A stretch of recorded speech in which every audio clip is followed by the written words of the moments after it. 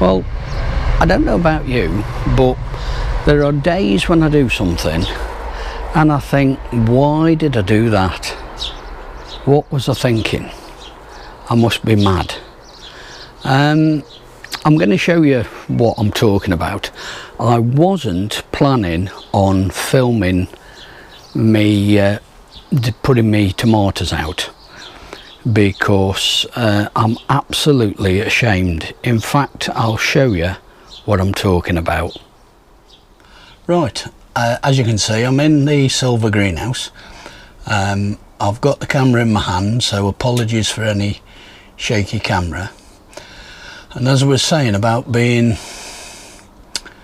embarrassed, ashamed with regards to my tomatoes.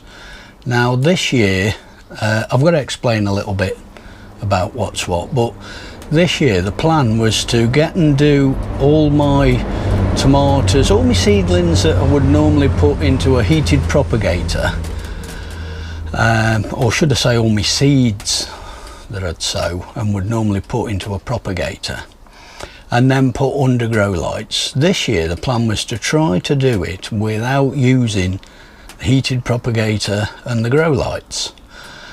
Mainly just, I mean, I don't think they use a lot of energy, but you know, that was in the back of my mind with regards cost and so on, of energy sort of thing. And I started off by putting the tomatoes into little propagators on the window ledge, and they started coming up, and as is the case, they were reaching for the light. So say the windows here exaggerated, they were like that, and I was turning them round. Yes, I know I could have put some tin foil into a seed tray and stood that behind them, or into a box or whatever, but I was quite happy turning them round. And then I thought to myself, I think these would probably be better off under the grow lights. So I just turned them on, set the timer up and put them under the grow lights.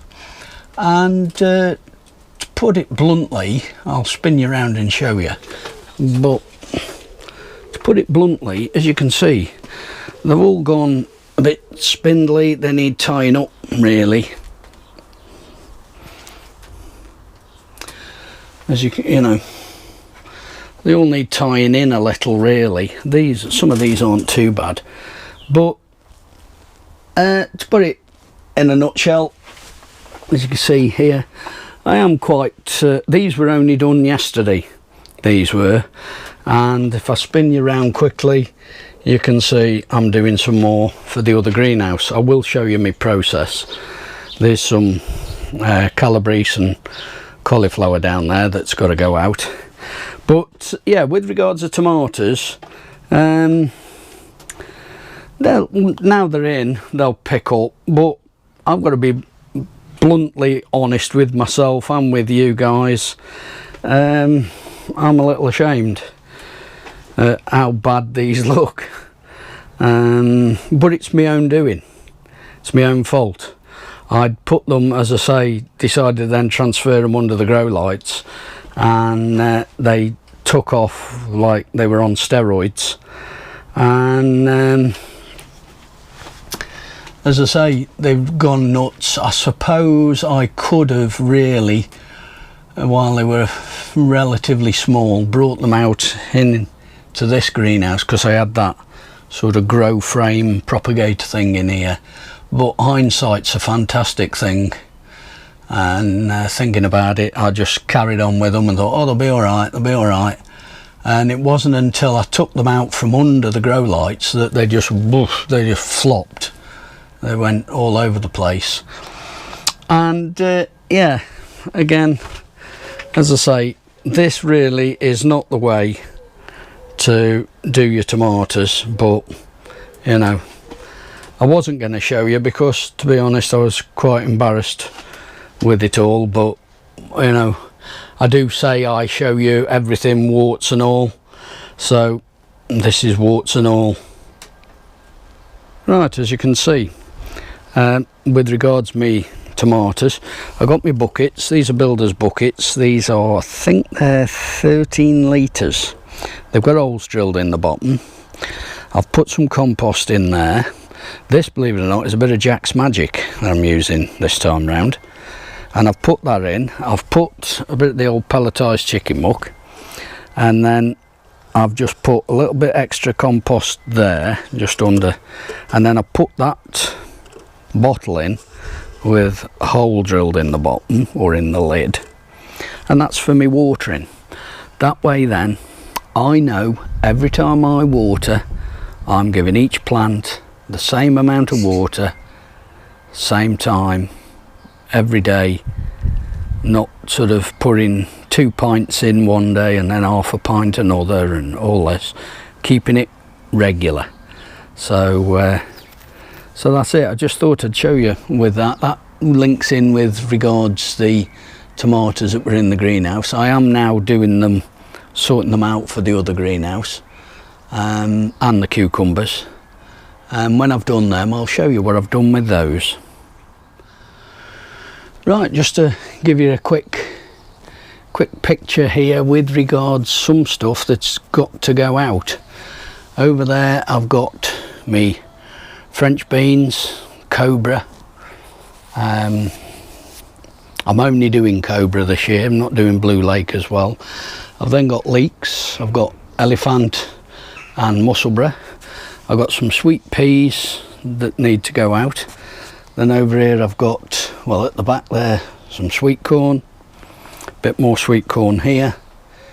It's funny how these were all done at the same time, and these in the root trainers don't seem to have done so well as those in them pots. Strange, but still. Some spring onions, some North Holland red, and some Guardsman. Then I've got zinnias, cosmos, teddy bear, sunflowers, calendula, all here.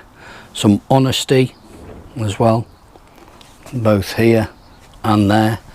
So this is another, I'm going to use those tubs that you can see at the back there. They're going to get cleaned up, well, that little wheelbarrow, and we'll put 1 or 2 flowers in there and that tub, and those will I'm going to do a bit of an experiment, just put 1 or 2 things in. But I just thought I'd show you what I've got here yet to go in. I've also got some sprouts to go in. I've got some cauliflower and some calabrese. So I'm going to be busy. I'm going to be going to keep myself well occupied, put it that way. Okay, so in this greenhouse, with regards the shame on myself of tomatoes, down the back there's 5 Crimson Crush. Then I've got a luxury cucumber in that first bucket there. These 3 are then Gardener's Delight. And then at the back here I've got a Socrates cucumber. The Socrates, they're like the mini munch, they're the small one. The luxury, that will produce cucumbers to about 15-16 inches long. Great big things they will. Then at the end here is a couple of peppers. I'm thinking of putting 2 more in this space behind me. The peppers, they are sweet peppers, and they're from Save Seed. The original pepper that the seed came from was in one of these like these Gusto and what have you type meals, where you buy all the ingredients and you make the meal. And my daughter quite keen on those, and I saw the pepper and it was absolutely enormous. It was a heck of a size, and I thought so I said to her, I'll have some seed out of that. What I've done with these, as you can see, these have all got the pop bottles in with the bottoms cut off, holes in the tops. The reason behind that, especially with the tomatoes, is to make sure that I water regular but also water the same amount regular. I know that if I fill that one up, it'll hold the same as that one, or that one, and so on. I know that they'll all hold the same amount of water.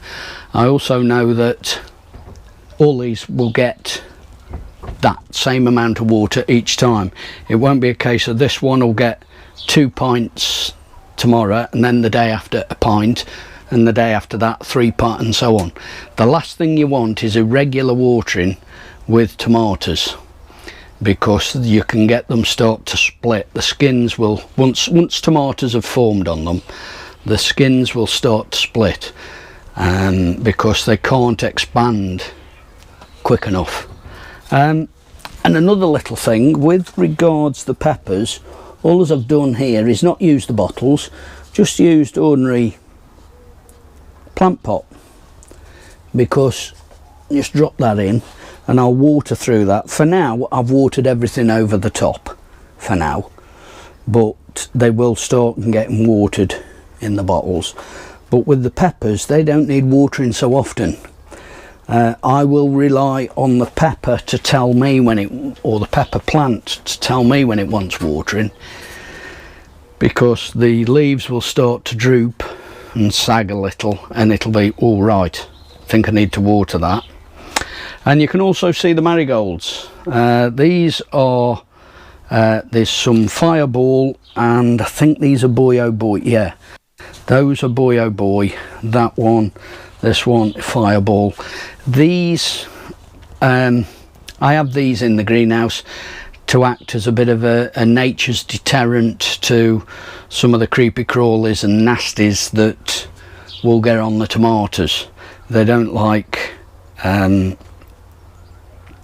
marigolds, so I make sure I've got them in. So I'll take you into the next greenhouse and explain what I've got in there.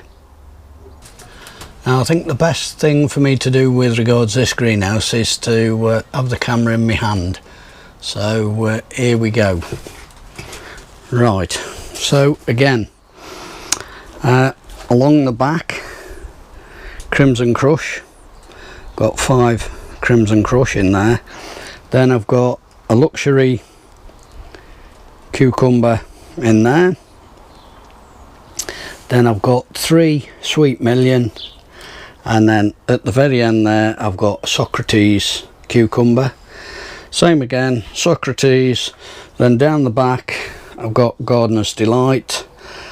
These 3 in the middle here are Pink Brandywine, and then again down the front another luxury cucumber, and again marigolds doing their thing down the middle.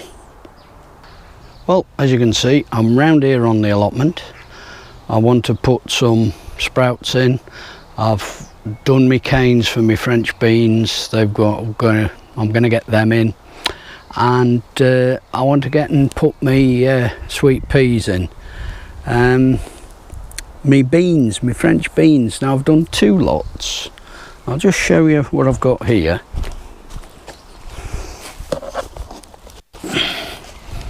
These, as you can see, are in a root trainer, and they've been a bit spasmodic. The first row there's only 1, and then a little one. Next row 3, then 2 in the next, and so on. They've been really spasmodic, and talking to fellow plot holders, they've had the same sort of thing. So what I've done, I've got them in there. About 3 weeks later I got a bigger pot, just push the seeds in, almost like sort of, oh well, you know, that's a disaster, that's not going to work, but we'll try it type of approach. Couldn't care less, shall we say, type of approach. And this is what's happened.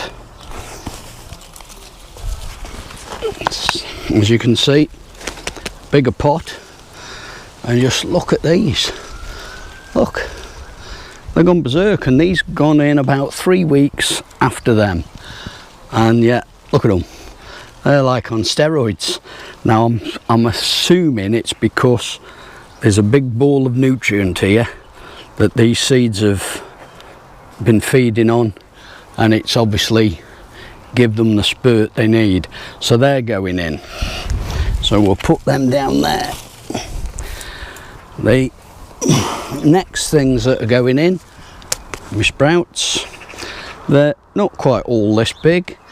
There's well, there's a weird one here, but as you can see, that's smaller, but they're all going in. And I want to show you something with this one. This is, I've never seen this before. Now I don't know whether the camera will pick that up, but look, it's one stem, but it's then doubled. It's like forked, and I never really noticed that even when I was putting them on. I mean, yeah, I know I wear glasses, maybe the glasses don't work. Who knows, but yeah, I've only just really noticed that with deciding on putting them out. But that's weird. But as I say, so I've got them, I've got the sprouts to go, and the sweet peas, well, I'll show you them when they're in. So I'm going to get in and get these all put in, and I'll bring you back once I'm all done.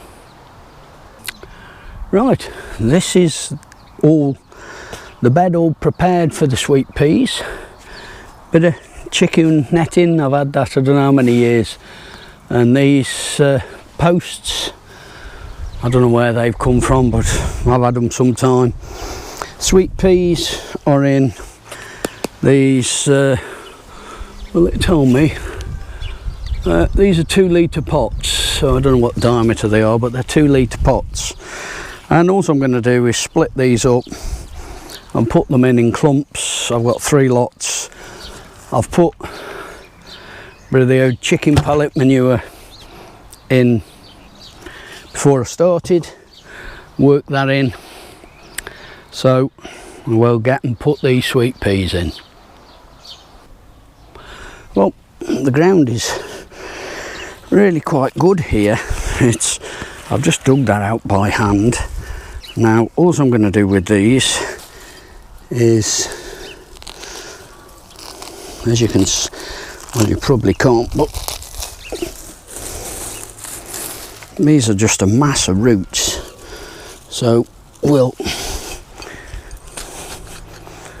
make that a little deeper.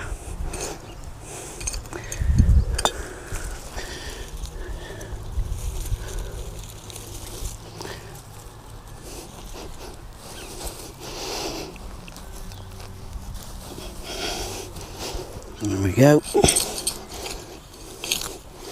I'll just get these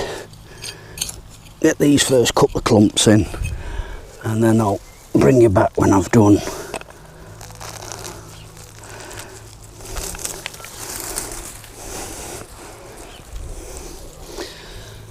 The variety, by the way, sweet pea, is a variety called Hilda's Mix. Had these off Andy. I think he's something like Andy 1976 or something is his YouTube channel. I'm going to go along and carry on putting these in. I've grown these quite a few years actually, this particular variety. I've got some round home, and I always do some on this end of this bed. And as I say, always very thankful to Andy to letting me have the seed. It was a variety he'd bred himself, named after his mother, which I think is brilliant. I think that's a really, really nice thing to do. So I'm going to get on and get these done. When I've finished these, I'll bring you back and I'll show you what I've done. Right, this is the ground the sprouts are going in. It's had, over a period of time, it's had pelletised chicken muck, bit of fish blood and bone, spent compost, all added to it, worked in. A few weeks ago it had some more spent compost put on it. I've also worked in just a little bit of lime into the ground, and the one thing that our good old brassicas like is good firm solid roots. Nigel Muddy Boots commented, I think on my last video, saying that I knew an old gardener that said about potting these on and leaving them in pots as long as possible, so it gives a good firm solid root ball that helps to make them a little bit more resistant to club root. Now I'm growing Maximus and I'm not sure if they are club root resistant, but as I say, they like to be in firm ground. So I'm now going to do what I commonly laughingly call the cabbage dance, and that is make the ground as firm as possible. You don't have to do this all over, to be perfectly honest. You could decide on where you're putting your plants and just firm the ground down where the plants are going to go.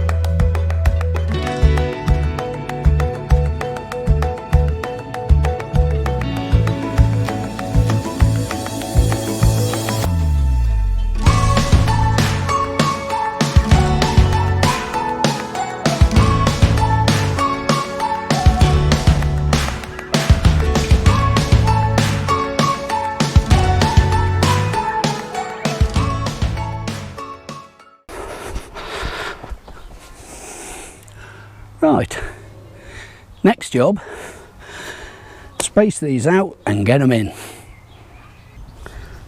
Right, last one going in. I say the variety is Maximus. Yeah, I've grown these before and always had quite a good result. Don't think I've ever grown sprouts on here, and I mean, as you can see there, you know, I think we could say that's a good root ball.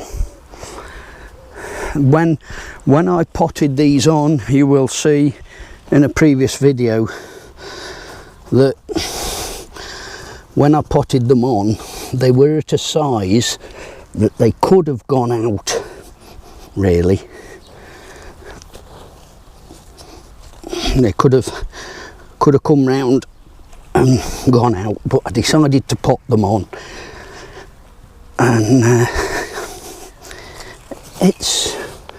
hopefully it's paid off. Right, well that's those in. All that I'm going to do with them now, I'm going to give them a good watering, and then I'm going to net them. So that's that little job done. I just said about give these a good watering, then net them. With regards watering, I don't know about you guys, but I've got a gun and it's got a mist setting. And what I do with things like these brassicas when I put them in, put them to the mist setting and just hold it really low and only just squeeze the trigger.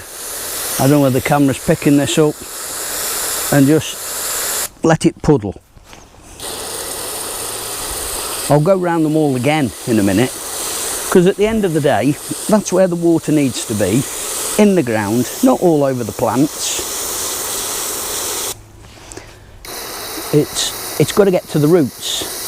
So stating the obvious, the water has got to be in the ground. So I always water these in, as I say, put the gun on mist so that it's not too fierce, and let it puddle up round the plants.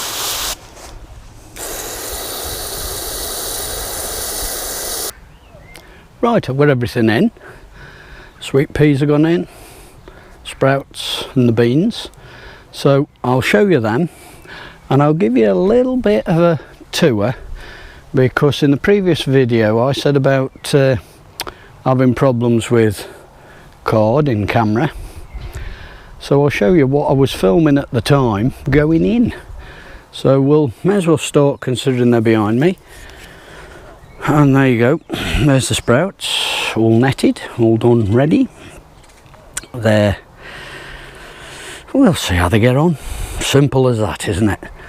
The beans gone in. I also, a couple of days ago, put some spring onions in. I put some Guardsman, and I've also put some North Holland Blood Red. Not done red spring onions before, so they've gone in. Now then, over here there's peas. You can see some that are really nice and tall. They went in ages ago, back end of March. And then you see these smaller ones, well, they were the gaps. So I bobbed a few more in, and they've come on. But what I lost with filming the other week was the beetroot. I've done a sowing in the middle of Bolt Hardy. Then with this beetroot I've got Bolt Hardy, and I've got where are we, Mono, I don't know whether you can quite see that, Monoruba. They're like Solandra, different variation of Solandra. Lettuce, I put them in. Lollo Rosso, all gone in there, with some Red Baron onions. And then here, as you can see quite nicely with the sun coming through that, these are Centurion onions. They were what went in and I lost when I was filming them. And if I spin you round, just there, there's some more, and they are some Red Baron and some Rumba. So if I squint at you, let's move out the sun a bit. So there we have it. That's a little bit of what I'd thought I'd filmed the other day, and the card decided no, you're not. As I say, I don't know why that happened. I'd never had it before.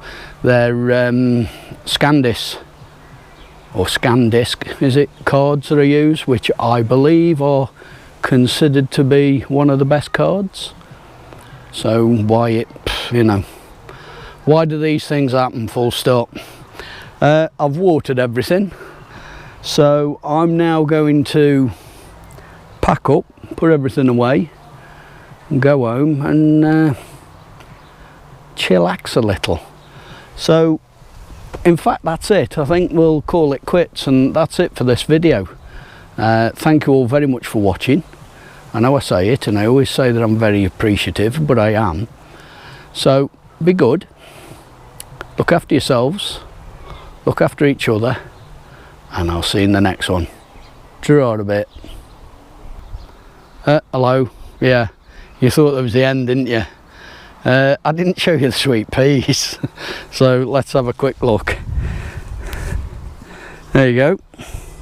Sorry with the shaky camera with it in hand, but that's them all in place. And I am very appreciative of receiving the original batch of seeds from Andy.